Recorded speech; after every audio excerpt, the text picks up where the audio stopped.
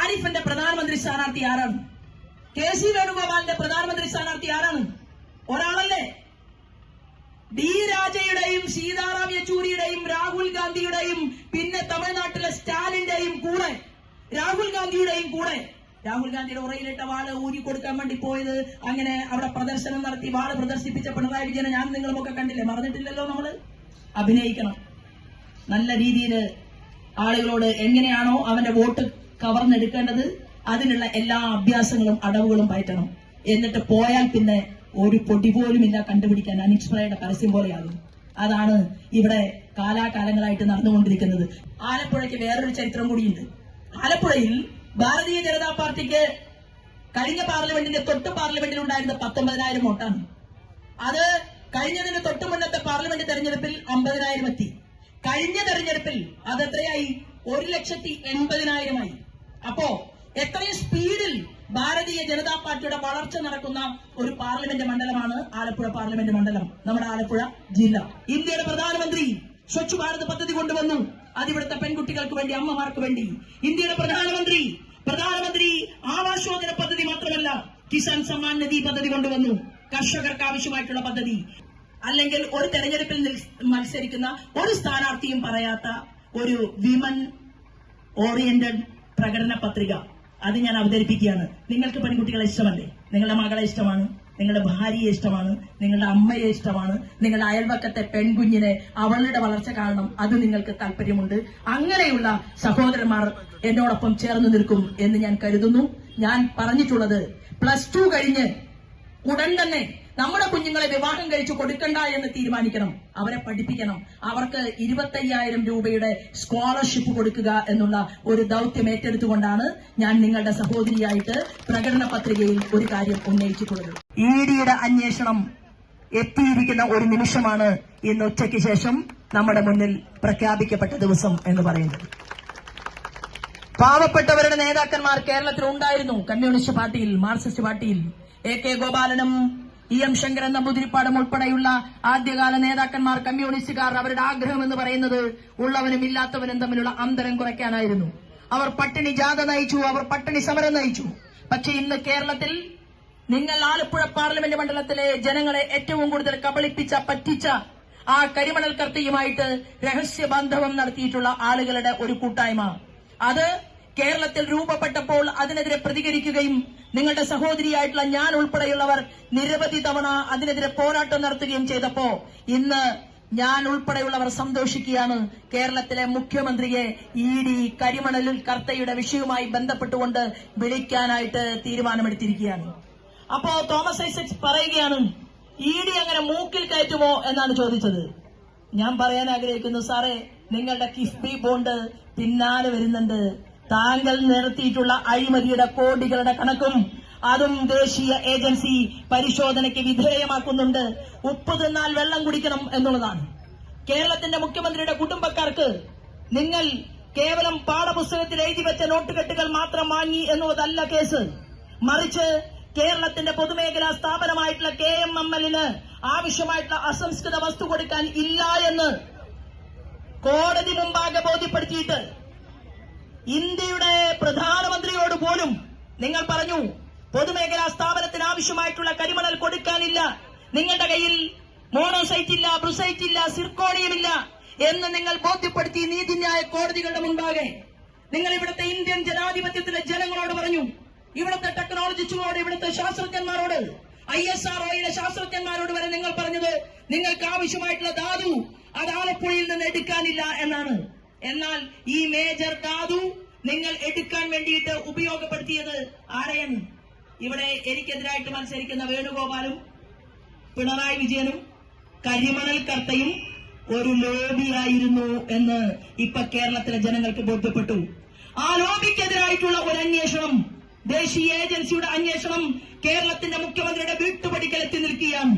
കരിവന്നൂരില് 78 വയസ്സ് കഴിഞ്ഞ ജോസഫ് ഏട്ടൻ പറയുകയാണ്, ഞാൻ 26 കൊല്ലം അത്യധ്വാനം ചെയ്ത് എന്റെ കുടുംബം സംരക്ഷിക്കാൻ വേണ്ടി ഞാൻ കരിവന്നൂരിലെ സഹകരണ സംഘത്തിൽ കൊണ്ടുപോയി നിക്ഷേപിച്ചിട്ടുള്ള ലക്ഷക്കണക്കിന് വരുന്ന തുക എന്ന് പറയുന്നത് അദ്ദേഹത്തിന്റെയും ഭാര്യ ഗവൺമെന്റ് സർവീസിലായിരുന്നു.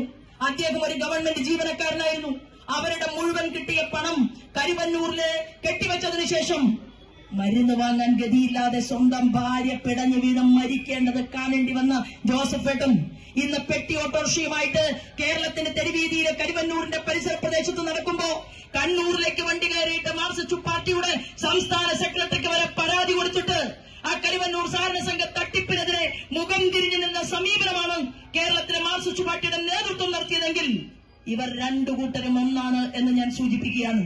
അത് സഹകരണ സംഘത്തിന്റെ അഴിമതിയാകട്ടെ, അത് പൊതുമേഖലാ സ്ഥാപനങ്ങളുടെ അഴിമതിയാകട്ടെ, അത് കേരളത്തിലെ പാവപ്പെട്ടവരുടെ ജനങ്ങളെ കബളിപ്പിക്കുന്ന കാര്യത്തിലാകട്ടെ, രണ്ട് മുന്നണികളും ഒരുപോലെ മാറിയിരിക്കുന്ന ഒരു കാലാവസ്ഥയിലാണ് ഇന്ന് ദേശീയ ഏജൻസിയുടെ അന്വേഷണം വന്നിട്ടുള്ളത്.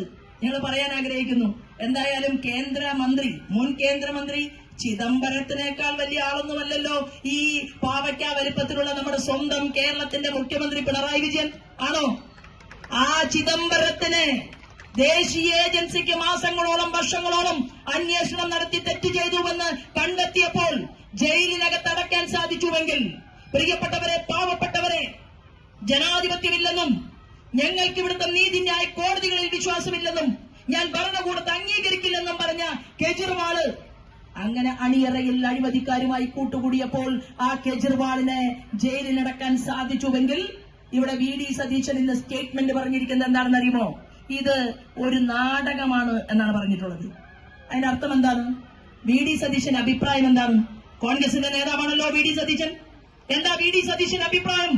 കേരളത്തിന്റെ മുഖ്യമന്ത്രിയും കരിമണൽ കർത്തിയുമായിട്ടുള്ള കൂട്ടുകെട്ട് അത് അന്വേഷിക്കണമെന്ന് പറയാൻ തന്റെ ഇടം കേരളത്തിലെ കോൺഗ്രസിന്റെ നേതൃത്വത്തെ കൈകാര്യം ചെയ്യുന്ന KPCCയുടെ തലപ്പത്തിരിക്കുന്നവരിൽ ഒരാളായിട്ടുള്ള VD സതീശൻ ഉണ്ടോ? താങ്കളുടെ അഭിപ്രായം എന്താണ്? പിണറായി വിജയനെതിരെ ED നാടകം കളിക്കുന്നുവെന്ന് പറഞ്ഞാൽ അതിനർത്ഥം പിണറായി വിജയനെ സമാശ്വസിപ്പിക്കാനാണ് ഈ ഡയലോഗ് സതീശൻ പറഞ്ഞിട്ടുള്ളത്. ഒരു കാര്യം ഞങ്ങൾ പറയാൻ ആഗ്രഹിക്കുന്നു, സതീശന്റെ അഭിപ്രായം എന്താണ്? കെജ്രിവാളിനെ ജയിലിൽ അടച്ചതുപോലെ കേരളത്തിലെ പാവപ്പെട്ടവരെ തകർത്ത, ഇവിടുത്തെ സാമ്പത്തിക മേഖലയെ അധപ്പതനത്തിലേക്ക് എത്തിച്ച, ശ്രീലങ്കയേക്കാൾ പാകിസ്ഥാനേക്കാൾ അധപ്പതനത്തിലേക്ക് കേരളത്തിന്റെ സാമ്പത്തിക മേഖല കൂപ്പുകുത്തിച്ച, ഇവിടുത്തെ പട്ടിണിപ്പാവങ്ങളെ പിച്ചച്ചട്ടിയടിപ്പിച്ച, പെൻഷൻ തുക കൊടുക്കാൻ സാധിക്കാതിരുന്ന, ആലപ്പുഴയിലെ വണ്ടാനം മെഡിക്കൽ കോളേജിലെ പൂർണ്ണ ഗർഭിണിയായിട്ടുള്ള സ്ത്രീ അവളെ പ്രസവത്തിന് അഡ്മിറ്റ് ചെയ്ത് അവൾ ഗുളിക വാങ്ങാനും മരുന്ന് വാങ്ങാനും ചെല്ലുമ്പോ നിങ്ങൾ പുറത്തുപോയി മരുന്ന് വാങ്ങണമെന്ന് ആവശ്യപ്പെടുന്ന ഈ സാധാരണക്കാരനെ പാർശ്വവൽക്കരിക്കപ്പെടുന്ന ഈ കേരളത്തിന്റെ മുഖ്യമന്ത്രിയുടെ അഴിമതിക്കഥകൾ പുറത്തു വരണോ വേണ്ടയോ? സതീശൻ പറയണം. കെജ്രിവാളിനെ അറസ്റ്റ് ചെയ്തപ്പോ നിങ്ങൾ പ്രതികരിച്ചല്ലോ. വേണുഗോപാലിന്റെ അമ്മായിയുടെ മോനാണോ കെജ്രിവാൾ? അല്ലല്ലോ. പക്ഷെ എന്താ പ്രതികരിച്ചത്? ദേശീയ തലത്തിൽ നിങ്ങൾ ഒന്നാണ്, നിങ്ങൾ ഇന്ത്യ മുന്നണിയുടെ ആളുകളാണ്, നിങ്ങൾ എല്ലാവരും ഒരുമിച്ച് നിൽക്കുകയാണ്. രാജ്യസ്നേഹിയായിട്ടുള്ള നരേന്ദ്രമോദിയെ ഇല്ലായ്മ ചെയ്യാൻ, അദ്ദേഹത്തെ മാറ്റി നിർത്താൻ ആഗ്രഹിച്ചുകൊണ്ട്, സ്വപ്നം കണ്ടുകൊണ്ട് ഒരു പ്രതിപക്ഷമെങ്കിലും വേണം എന്ന് ഇവർ ആഗ്രഹിക്കുന്നുണ്ട്. പക്ഷേ പ്രതിപക്ഷത്തിന് ശക്തിയില്ല. പ്രതിപക്ഷത്തിന് ശക്തി ഇല്ലാത്തത് എന്തുകൊണ്ടാണ്? ഇത്രയും കഴിവുകെട്ട ഒരു നേതാവ് കോൺഗ്രസിന്റെ തലപ്പത്ത് ഒരു 10 കൊല്ലം മുമ്പ് അടുത്ത കാലത്തൊന്നും ഉണ്ടായിട്ടില്ല. അതാണ് നിങ്ങൾക്കിപ്പോ കാണാൻ സാഹചര്യം കിട്ടിയിട്ടുള്ള വേണുഗോപാല്. ഈ വേണുഗോപാല് മാനം മര്യാദയ്ക്ക് രാഹുൽ ഗാന്ധിക്ക് 4 അക്ഷരം പറഞ്ഞു കൊടുത്തിരുന്നുവെങ്കിൽ ആ ചെറുപ്പക്കാരൻ ഇതിനേക്കാൾ എത്രയോ നന്നാകുമായിരുന്നു. ഇദ്ദേഹത്തിന്റെ ഗുണവ്യതിയാനം കൊണ്ടാണ് രാഹുൽ ഗാന്ധിക്ക് രാഷ്ട്രീയം ഒന്നും പറയാൻ അറിയാത്തത്. ഇവിടുത്തെ നല്ല പരിണിതപ്രജ്ഞനായിട്ടുള്ള കോൺഗ്രസിന്റെ നേതൃത്വത്തോട് ഞാൻ ചോദിക്കാൻ ആഗ്രഹിക്കുന്നു, കെജ്രിവാളിനെ അറസ്റ്റ് ചെയ്തപ്പോൾ പ്രതികരിച്ച VD സതീശനും ഇവിടുത്തെ കോൺഗ്രസിന്റെ നേതാക്കന്മാരോട് ഞാൻ ചോദിക്കാൻ ആഗ്രഹിക്കുകയാണ്, മുഖ്യമന്ത്രി പിണറായി വിജയനെ ED ചോദ്യം ചെയ്യുമ്പോ നിങ്ങളുടെ നിലപാടെന്താണ്? നിങ്ങൾ ആരോടൊപ്പമാണ്? നിങ്ങൾ അഴിമതിക്കാരുടെ കൂടെയാണോ? ഈ ചോദ്യത്തിനാണ് കേരളത്തിലെ കോൺഗ്രസിന്റെ നേതൃത്വം മറുപടി പറയേണ്ടത്.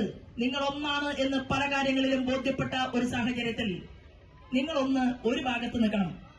KC വേണുഗോപാലിന്റെ ഫ്ലക്സ് വെച്ചാൽ മതി, അല്ലെങ്കിൽ ആരിഫിന്റെ വെക്കുക. രണ്ടുപേരുടെയും ഫ്ലക്സ് അടിക്കുന്നത് എന്തിനാണ്? നാട്ടുകാരുടെ പണം പിരിച്ച് ആ പണം ഉപയോഗിച്ചുകൊണ്ട് തെരഞ്ഞെടുപ്പ് പ്രവർത്തനം നടത്തി. ആരാ ഇവരുടെ പ്രധാനമന്ത്രി സ്ഥാനാർത്ഥി? ആരിഫിന്റെ പ്രധാനമന്ത്രി സ്ഥാനാർത്ഥി ആരാണ്? KC വേണുഗോപാലിന്റെ പ്രധാനമന്ത്രി സ്ഥാനാർത്ഥി ആരാണ്? ഒരാളല്ലേ?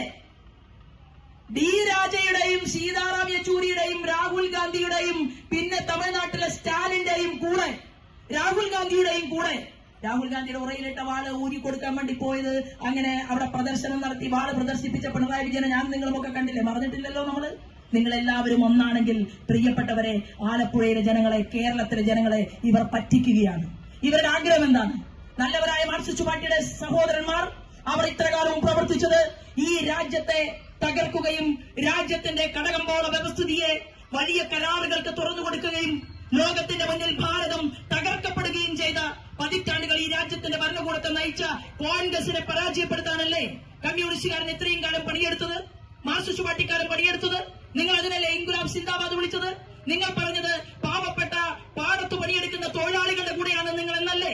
നിങ്ങൾ പറഞ്ഞത് കയർ തൊഴിലാളികളുടെ കൂടെയാണ്, കശുവണ്ടി തൊഴിലാളികളുടെ കൂടെയാണ്, നിങ്ങൾ സർവ്വസാധാരണക്കാരുടെ കൂടെയാണ്, ഇതല്ലേ നിങ്ങൾ പറഞ്ഞത്?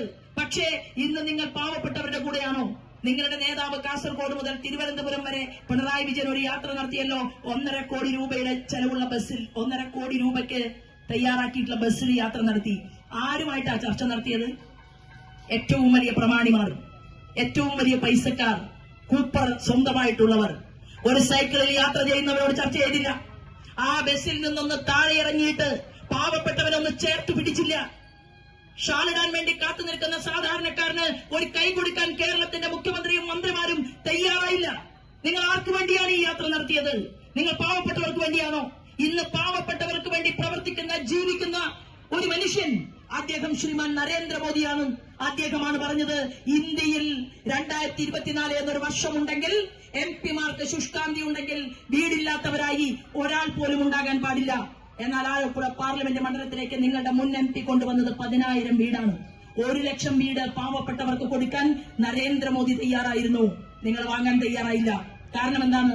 മോദി കൊടുത്ത വീട്ടിൽ ഇവിടുത്തെ സഖാക്കന്മാർ കിടന്നുറങ്ങിയാൽ തെരഞ്ഞെടുപ്പ് വരുമ്പോൾ മോദിജി വിശ്വസിക്കുന്ന പാർട്ടിയിൽ താമര ചിഹ്നത്തിൽ വോട്ട് പോയാലോ എന്നുള്ള ചിന്ത കൊണ്ടാണ് നിങ്ങൾ പാവപ്പെട്ടവന്റെ മേൽക്കൂര പൊളിഞ്ഞു വീണിട്ടും അവന്റെ പെൺകുട്ടി ആത്മാഭിമാനം നഷ്ടപ്പെട്ടുകൊണ്ട് ഒരു കൂരയില്ലാതെ, ഒരു ടോയ്ലറ്റ് ഇല്ലാതെ, കുളിമുറിയില്ലാതെ, കിടന്നുറങ്ങാൻ അടച്ചുറപ്പുള്ള ഒരു വീടില്ലാതെ അവൾ നരകയാതന അനുഭവിച്ചിട്ടും നിങ്ങൾ പ്രധാനമന്ത്രി ആവാസ് യോജന പദ്ധതി അത് നിങ്ങൾ പാതി വഴിയിൽ ഉപേക്ഷിച്ചു.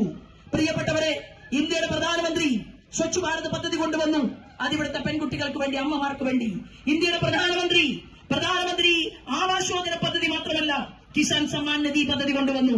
കർഷകർക്ക് ആവശ്യമായിട്ടുള്ള പദ്ധതി. 5 ലക്ഷം രൂപയുടെ ആയുഷ്മാൻ ഭാരത് പദ്ധതി അത് കൊണ്ടുവന്നു. കാരണം ഏതെങ്കിലും ഒരു പാവപ്പെട്ടവന്റെ വീട്ടിൽ ഒരാൾക്ക് അസുഖം വന്നാൽ 22 ആശുപത്രികളെ ആലപ്പുഴയിലെ ജനങ്ങൾക്ക് വേണ്ടിയിട്ട് എംപാനൽ ചെയ്തിരിക്കുന്നു ഇന്ത്യയുടെ പ്രധാനമന്ത്രി. 2260 കോടി രൂപയുടെ വികസന പ്രവർത്തനം, അത് റോഡിന്റെ വികസന പ്രവർത്തനം നടത്തി. അതിന്റെ പേരിൽ വേണുഗോപാൽ ഫ്ലക്സ് വെച്ചിട്ടുണ്ട്, ആരിഫും ഫ്ലക്സ് വെച്ചിട്ടുണ്ട്. ആരാ കൊണ്ടുവന്നത്? അന്നത്തെ ഗതാഗത വകുപ്പ് മന്ത്രി ശ്രീമാൻ നിതിൻ ഗഡ്കരി. അദ്ദേഹം ആരാണ്? ഭാരതീയ ജനതാ പാർട്ടിയുടെ അഖിലേന്ത്യാ നേതാവും അദ്ദേഹം കേന്ദ്രത്തിന്റെ ഗതാഗത വകുപ്പിന്റെ മന്ത്രിയുമാണ്. അങ്ങനെ 3 ലക്ഷം കോടി രൂപയുടെ ഇൻഫ്രാസ്ട്രക്ചർ ഡെവലപ്മെന്റ് കേരളത്തിൽ കൊണ്ടുവരാൻ വേണ്ടി 20 കോറിഡോറുകൾ പ്രഖ്യാപിച്ചിട്ടുണ്ട്. എത്ര കോറിഡോറാണ് കേരളത്തിന്റെ മുഖ്യമന്ത്രിയും ഇവിടുത്തെ പ്രതിപക്ഷവും കൂടി കേരളത്തിന് വേണ്ടി ആവശ്യപ്പെട്ടത്, നിയമസഭയിൽ ചർച്ച ചെയ്തത്? ഈ പണം കോടിക്കണക്കിന് രൂപ നിങ്ങൾ വകമാറി ചിലവഴിച്ചില്ലേ? ആ കണക്കല്ലേ കേന്ദ്രത്തിന്റെ ഫിനാൻസ് മിനിസ്റ്റർ നിർമ്മല സീതാരാമൻ ചോദിച്ചത്? ആ കണക്ക് എവിടെ കേരളത്തിന്റെ മുഖ്യമന്ത്രി എന്ന്? മുഖ്യമന്ത്രി കണക്ക് പറഞ്ഞില്ല, ബാലഗോപാലിനെ ഏൽപ്പിച്ചു. ബാലഗോപാലൻ കണക്ക് പറയുമ്പോ 2 കുറവ്. തോമസ് ഐസക് കണക്ക് പറയുമ്പോ 1 കുറവ്. എന്താ ഈ 0-നൊന്നും വിലയില്ലേ? 0-ന് വിലയുണ്ട് മിസ്റ്റർ. ഈ കേന്ദ്ര ഗവൺമെന്റ് ശ്രീമാൻ നരേന്ദ്രമോദി പറയുകയാണ്, പാവപ്പെട്ടവന്റെ റേഷൻ അരി പോലും അനധികൃതമായി നഷ്ടപ്പെടുത്താൻ പാടില്ല എന്ന തീരുമാനമെടുത്തുകൊണ്ട് പാവപ്പെട്ടവരോടൊപ്പം ചേർന്ന് നിന്നുകൊണ്ട് രാജ്യത്തിന്റെ ഭരണകൂടത്തിന് നേതൃത്വം നൽകിക്കൊണ്ട് മുന്നോട്ട് പോകുന്ന ഒരു പ്രധാനമന്ത്രി നാട് ഭരിക്കുമ്പോ കണക്ക് ചോദിച്ചാൽ കൊടുക്കണം, കണക്ക് ചോദിച്ചാൽ കണക്ക് കൊടുത്താൽ ആവശ്യത്തിന് പണം ഇങ്ങോട്ടേക്ക് കിട്ടും എന്ന് പ്രഖ്യാപിച്ച ആ പ്രധാനമന്ത്രിയുടെ ഒപ്പം പാർലമെന്റിനകത്തിരിക്കാൻ ഞാൻ പോകണം എന്ന് ആഗ്രഹിക്കുമ്പോ ശോഭാ സുരേന്ദ്രൻ പോകണമെന്ന് ആലപ്പുഴ പാർലമെന്റിലെ ജനങ്ങൾ ആഗ്രഹിക്കുന്നു. കാരണം എന്താണെന്ന് അറിയുമോ? എനിക്ക് നരേന്ദ്രമോദിയെ നേരിട്ടറിയാം. അദ്ദേഹത്തിന് എന്റെ പേര് വിളിച്ചുകൊണ്ട് സംസാരിക്കാൻ സാധിക്കും. മാത്രവുമല്ല, 8ഓളം സംസ്ഥാനങ്ങളുടെ ചുമതല ഏറ്റെടുത്തുകൊണ്ട് ഭാരതീയ ജനതാ പാർട്ടിയുടെ മെമ്പർഷിപ്പ് ഡ്രൈവിന്റെ കോ കൺവീനർ എന്നുള്ള രീതിയിൽ എനിക്ക് പ്രവർത്തിക്കാൻ സാധിച്ചിട്ടുണ്ട്. എന്റെ മുകളിൽ ചുമതല വഹിച്ച ആൾ മധ്യപ്രദേശിന്റെ മുൻ മുഖ്യമന്ത്രി ശിവരാജ് സിംഗ് ചൌഹാൻജി ആയിരുന്നു. ഓൾ ഇന്ത്യ പ്രസിഡന്റ് നദ്ദാജി ആ കമ്മിറ്റിയിലുണ്ടായിരുന്നു. ഞാൻ ചോദിക്കുന്നത് 3 മിനിറ്റോ 4 മിനിറ്റോ 5 മിനിറ്റോ പാർലമെന്റിനകത്ത് മാത്രം പോയിരുന്ന് സംസാരിക്കുന്നതിൽ ഉപരിയായിട്ട് കേന്ദ്രമന്ത്രിമാരുമായിട്ട് നമുക്ക് പരിചയമുണ്ട്. ഇന്നിപ്പോ നമ്മുടെ കൂടെ ഈ യാത്രയിൽ വന്നത് മഹാരാഷ്ട്രയുടെ എഡ്യൂക്കേഷൻ മിനിസ്റ്ററാണ്, വിദ്യാഭ്യാസ വകുപ്പ് മന്ത്രിയാണ്. എന്താ വിദ്യാഭ്യാസ വകുപ്പ് മന്ത്രിയെ വരുത്താൻ കാരണം? ഇനി അടുത്ത സ്റ്റേറ്റിൽ നിന്ന് വേറൊരു മന്ത്രി, എന്റെ സുഹൃത്തിനെ ഞാൻ വരുത്തുന്നുണ്ട് വേറെ ദിവസം. എന്താ വരുത്താൻ കാരണം? കാരണം ആലപ്പുഴ പാർലമെന്റ് മണ്ഡലത്തിലെ പെൺകുട്ടികൾക്ക് ഞാനൊരു വാക്ക് കൊടുത്തിട്ടുണ്ട്. എന്താണെന്നറിയുമോ? ഒരു എംപിയും അല്ലെങ്കിൽ ഒരു തെരഞ്ഞെടുപ്പിൽ മത്സരിക്കുന്ന ഒരു സ്ഥാനാർത്ഥിയും പറയാത്ത ഒരു വിമൻ ഓറിയന്റഡ് പ്രകടന പത്രിക അത് ഞാൻ അവതരിപ്പിക്കുകയാണ്. നിങ്ങൾക്ക് പെൺകുട്ടികളെ ഇഷ്ടമല്ലേ? നിങ്ങളുടെ മകളെ ഇഷ്ടമാണ്, നിങ്ങളുടെ ഭാര്യയെ ഇഷ്ടമാണ്, നിങ്ങളുടെ അമ്മയെ ഇഷ്ടമാണ്, നിങ്ങളുടെ അയൽവക്കത്തെ പെൺകുഞ്ഞിനെ അവളുടെ വളർച്ച കാണണം, അത് നിങ്ങൾക്ക് താല്പര്യമുണ്ട്. അങ്ങനെയുള്ള സഹോദരന്മാർ എന്നോടൊപ്പം ചേർന്ന് നിൽക്കും എന്ന് ഞാൻ കരുതുന്നു. ഞാൻ പറഞ്ഞിട്ടുള്ളത് +2 കഴിഞ്ഞ് ഉടൻ തന്നെ നമ്മുടെ കുഞ്ഞുങ്ങളെ വിവാഹം കഴിച്ചു കൊടുക്കണ്ട എന്ന് തീരുമാനിക്കണം. അവരെ പഠിപ്പിക്കണം. അവർക്ക് 25,000 രൂപയുടെ സ്കോളർഷിപ്പ് കൊടുക്കുക എന്നുള്ള ഒരു ദൌത്യം ഏറ്റെടുത്തുകൊണ്ടാണ് ഞാൻ നിങ്ങളുടെ സഹോദരിയായിട്ട് പ്രകടന പത്രികയിൽ ഒരു കാര്യം ഉന്നയിച്ചിട്ടുള്ളത്. മറ്റൊന്ന്, പല വീടുകളിലും നമ്മൾ ചെന്നു. വീടുകളില്ല, വാടകയ്ക്ക് താമസിക്കുകയാണ്. അതുപോലും എപ്പോ ഇറക്കി വിടുമെന്നറിയില്ല. കൃത്യമായിട്ട് വാടക കൊടുക്കാൻ നിർവാഹമില്ല, തൊഴിലില്ല, കയർ വ്യവസായമില്ല, കശുവണ്ടി തൊഴിലാളികൾക്ക് ആവശ്യത്തിന് തൊഴിലില്ല. അപ്പോൾ ഞാൻ ഇവിടത്തെ ഈ ആലപ്പുഴ പാർലമെന്റ് മണ്ഡലത്തിലെ ജനങ്ങളോട് പറയുന്നത്, 5 കൊല്ലം കൊണ്ട് ലോകത്തിന്റെ ശ്രദ്ധയിലേക്ക് ഈ ഭാരതത്തെ കൊണ്ടുവരാൻ ആരാധ്യനായ നരേന്ദ്രമോദിജിക്ക് സാധിച്ചിട്ടുണ്ടെങ്കിൽ നിങ്ങൾ എനിക്ക് 3 വർഷം തന്നാൽ മതി. ആലപ്പുഴ പാർലമെന്റ് മണ്ഡലത്തിൽ നിന്ന് നിങ്ങൾ എന്നെ തലയിൽ കൈവച്ച് അനുഗ്രഹിച്ച് വിജയിപ്പിച്ചാൽ 3 കൊല്ലം കൊണ്ട് ആലപ്പുഴ പാർലമെന്റ് മണ്ഡലത്തിലെ വീടില്ലാത്ത മുഴുവൻ ആളുകൾക്കും വീട് കൊടുക്കുമെന്ന് പ്രഖ്യാപിച്ചുകൊണ്ടാണ് ഞാൻ എന്റെ പ്രകടന പത്രിക അതിവിടുത്തെ അമ്മമാർക്ക് വേണ്ടിയിട്ടാണ് വീട് എന്നുള്ള സ്വപ്നം പ്രാവർത്തികമാക്കണം എന്നാവശ്യപ്പെടുന്നത്. അപ്പൊ എന്റെ സുഹൃത്ത് ആ മിനിസ്റ്റർ വന്ന സമയത്ത് ഞാൻ അദ്ദേഹത്തോട് പറഞ്ഞത്, ഞാൻ ഒരു 20 സംസ്ഥാന മന്ത്രിമാരുമായിട്ട് സംസാരിച്ചിട്ടുണ്ട്. 20 സംസ്ഥാന മന്ത്രിമാരുമായി സംസാരിച്ചിട്ടുണ്ട്. അവരുടെ സഹായം എനിക്ക് കിട്ടും എന്ന് ഉറപ്പുണ്ട്. അപ്പൊ പ്രധാനമന്ത്രി ആവാസ് യോജന പദ്ധതി പ്ലസ് അതത് സംസ്ഥാനങ്ങളിൽ നമുക്ക് പരിചയമുള്ള മന്ത്രിമാർ, മുഖ്യമന്ത്രിമാർ, 18ഓളം വരുന്ന യൂണിയൻ ടെറിട്ടറി ഉൾപ്പെടെയുള്ള സംസ്ഥാനങ്ങളുടെ മുഖ്യമന്ത്രിമാർ ഉൾപ്പെടെയുള്ളവരുടെ സഹായ സഹകരണവും കേന്ദ്ര മിനിസ്റ്റർമാരുടെ, ക്യാബിനറ്റ് മിനിസ്റ്റർമാരുടെ സഹായ സഹകരണത്തോടും കൂടിയിട്ട് ആലപ്പുഴ പാർലമെന്റ് മണ്ഡലത്തിലേക്ക് മുഴുവൻ വീടുകളും എത്തിക്കുക എന്നുള്ള ഒരു പ്രതിജ്ഞ അത് മനസ്സിൽ വെച്ചുകൊണ്ടാണ് ഞാൻ ഈ തെരഞ്ഞെടുപ്പ് പോരാട്ടത്തിന്റെ മുന്നിൽ നിൽക്കുന്നത്. അതോടൊപ്പം എനിക്ക് ഇവിടുത്തെ ജനാധിപത്യ വിശ്വാസികളോട് പറയാനുള്ളത്, സഖാക്കളും കോൺഗ്രസുകാരും എന്റെ പ്രസംഗം കേൾക്കുന്നുണ്ടെങ്കിൽ പ്രിയപ്പെട്ടവരെ, നിങ്ങൾ ഒരു കാര്യം മനസ്സിലാക്കേണ്ടത്, ഇന്ത്യയുടെ പ്രധാനമന്ത്രിക്ക് രാഷ്ട്രീയമില്ല. അദ്ദേഹം 300ഓളം വരുന്ന പദ്ധതികൾ രാജ്യത്തെ ജനങ്ങൾക്ക് വേണ്ടി കൊണ്ടുവന്നിരിക്കുകയാണ്. എന്തെല്ലാം പദ്ധതികൾ! അദ്ദേഹത്തിന് ഒരു രാഷ്ട്രീയമോ ജാതിയോ മതമോ ചിന്തയോ. അദ്ദേഹം പറഞ്ഞു, ഞാൻ സേവകനാണ്, ഞാൻ കാവൽക്കാരനാണ്, ഞാൻ നിങ്ങളോടൊപ്പം ഉണ്ടാകും, ഞാൻ നടത്തുന്ന വികസന പ്രവർത്തനങ്ങളോടൊപ്പം നിങ്ങളും ഉണ്ടാകണം എന്ന് പറഞ്ഞിട്ടുണ്ടെങ്കിൽ നല്ലവരായ കോൺഗ്രസുകാരും നല്ലവരായ മാർക്സിസ്റ്റ് പാർട്ടിയുടെ സുഹൃത്തുക്കളും നിങ്ങൾ എനിക്കൊരു അവസരം തരുമ്പോൾ ആലപ്പുഴ പാർലമെന്റ് മണ്ഡലത്തിന്റെ സമഗ്രമായ മേഖലകളെക്കുറിച്ചും ആ പാർലമെന്റിനകത്ത് ചെന്നിരുന്ന് പറഞ്ഞ് സംസാരിച്ച് നമ്മൾക്ക് ആവശ്യമായിട്ടുള്ള ആനുകൂല്യങ്ങൾ വാങ്ങിക്കൊണ്ടുവരാം എന്ന് നിങ്ങളുടെ മുന്നിൽ വാക്ക് തന്നുകൊണ്ടാണ് ഞാൻ നിൽക്കുന്നത്. ആലപ്പുഴയ്ക്ക് വേറൊരു ചരിത്രം കൂടിയുണ്ട്. ആലപ്പുഴയിൽ ഭാരതീയ ജനതാ പാർട്ടിക്ക് കഴിഞ്ഞ പാർലമെന്റിന്റെ തൊട്ട് പാർലമെന്റിൽ ഉണ്ടായിരുന്ന 19,000 വോട്ടാണ്. അത് കഴിഞ്ഞതിന് തൊട്ട് മുന്നത്തെ പാർലമെന്റ് തെരഞ്ഞെടുപ്പിൽ 50,000 എത്തി. കഴിഞ്ഞ തെരഞ്ഞെടുപ്പിൽ അത് എത്രയായി? 1,80,000 അപ്പോ എത്രയും സ്പീഡിൽ ഭാരതീയ ജനതാ പാർട്ടിയുടെ വളർച്ച നടക്കുന്ന ഒരു പാർലമെന്റ് മണ്ഡലമാണ് ആലപ്പുഴ പാർലമെന്റ് മണ്ഡലം, നമ്മുടെ ആലപ്പുഴ ജില്ല. അതുകൊണ്ട് നിങ്ങളുടെ സഹോദരിയായിട്ടുള്ള എനിക്ക് ആളുകൾ തരുന്ന ഒരു സ്നേഹമുണ്ട്. ആ സ്നേഹം എന്താണ്? കഴിഞ്ഞ 30 വർഷം നിങ്ങളുടെ മകൾ വേദനിക്കപ്പെട്ടപ്പോ, കേരളത്തിലെ ഏതെങ്കിലും തെരുവീതിയിൽ ഒരു പെൺകുട്ടിയുടെ മാനം നഷ്ടപ്പെട്ടിട്ടുണ്ടെങ്കിൽ ആ പെൺകുട്ടിയുടെ കുടുംബത്തോടൊപ്പം അവൾക്ക് വേണ്ടി നിതാന്തമായ പോരാട്ടത്തിൽ അവളുടെ ചേച്ചിയായിട്ടോ അമ്മയായിട്ടോ ഞാൻ ഉണ്ടായിരുന്നു. കേരളത്തിലെ അഴിമതിക്കാരായിട്ടുള്ള വലിയ വലിയ കെങ്കേമന്മാർ, ആ കെങ്കേമന്മാരുടെ മുന്നിൽ നിന്നുകൊണ്ട് എന്ത് നഷ്ടപ്പെട്ടാലും വേണ്ടില്ല, സമൂഹത്തിന് വേണ്ടി പ്രതികരിക്കണമെന്നുള്ള ആ ചിന്തയുമായിട്ട് ഞാൻ നിങ്ങളോടൊപ്പം ഉണ്ടായിരുന്നു. നിങ്ങൾ എന്നോടൊപ്പം കൈ തന്ന് ചേർന്ന് നിൽക്കുമ്പോൾ നമുക്ക് ഈ നാടിന്റെ വികസന പ്രവർത്തനങ്ങൾ പൂർത്തീകരിക്കപ്പെടാൻ വേണ്ടി കേന്ദ്രത്തിൽ നിന്ന് കിട്ടിയിട്ടുള്ള പദ്ധതികൾ ഇവിടേക്ക് ആവിഷ്കരിച്ചു കൊണ്ടുവരണം. നിങ്ങൾ തയ്യാറാണെങ്കിൽ ആലപ്പുഴയിലെ വണ്ടാനം മെഡിക്കൽ കോളേജിന്റെ മുന്നിൽ നിങ്ങൾ സമരം നടത്താൻ പോയാൽ ഞാൻ നാട്ടുകാരോട് പറയുകയാണ്, ഞാൻ നിങ്ങളോടൊപ്പം അവിടെ ഇരിക്കാൻ, നിരാഹാരം കിടക്കാൻ ഉണ്ടാകും. അവിടെ മരുന്നില്ല, അവിടെ രോഗികൾ വലയുകയാണ്. ഈ നാട്ടിലേക്ക് ആലപ്പുഴ മെഡിക്കൽ കോളേജിനെ സൂപ്പർ സ്പെഷ്യാലിറ്റി ഹോസ്പിറ്റലാക്കി ഉയർത്താൻ BJP-കാരനായ അന്നത്തെ ക്യാബിനറ്റ് മിനിസ്റ്റർ ആയിട്ടുള്ള ശ്രീമാൻ നദ്ദ അനുവാദം തന്നു. ആ സൂപ്പർ സ്പെഷ്യാലിറ്റി ആശുപത്രിയിൽ ഇന്ന് ഗർഭിണികൾ ചെല്ലുമ്പോൾ പായയും തലേണയും വീട്ടിൽ നിന്ന് കൊണ്ടുപോകണം, കിടക്കാൻ സ്ഥലമില്ല, വരാന്തയിൽ വിരിച്ചു കിടക്കുകയാണ്. ഇതാണ് ഇവിടുത്തെ സ്ഥിതി. പക്ഷേ പിണറായിയുടെ മകൾക്ക് ഇത് ബാധകമല്ല, ഭാര്യയ്ക്ക് ഇത് ബാധകമല്ല, മകനും കൊച്ചുമകനും ഇത് ബാധകമല്ല.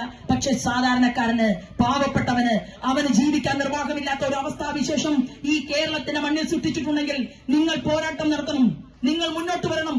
നിങ്ങൾ കക്ഷിക്കും രാഷ്ട്രീയത്തിനും ജാതിമത ചിന്തകൾക്കും അതീതമായി കൊണ്ട് ഈ സമൂഹത്തിന്റെ മലീമസമായ അവസ്ഥക്കെതിരെ പോരാടാൻ നിങ്ങൾ തയ്യാറാണെങ്കിൽ നിങ്ങളുടെ സഹോദരിയായിട്ടുള്ള ഞാനുണ്ട് എന്ന് സൂചിപ്പിച്ചുകൊണ്ടാണ് ഈ തെരഞ്ഞെടുപ്പിന് മുന്നിൽ നിൽക്കുന്നത്. സ്ഥാനാർത്ഥി കൂടുതൽ സംസാരിക്കാൻ പാടില്ല, ചിരിക്കണം, അഭിനയിക്കണം, നല്ല രീതിയിൽ ആളുകളോട് എങ്ങനെയാണോ അവന്റെ വോട്ട് കവർന്നെടുക്കേണ്ടത് അതിനുള്ള എല്ലാ അഭ്യാസങ്ങളും അടവുകളും പയറ്റണം.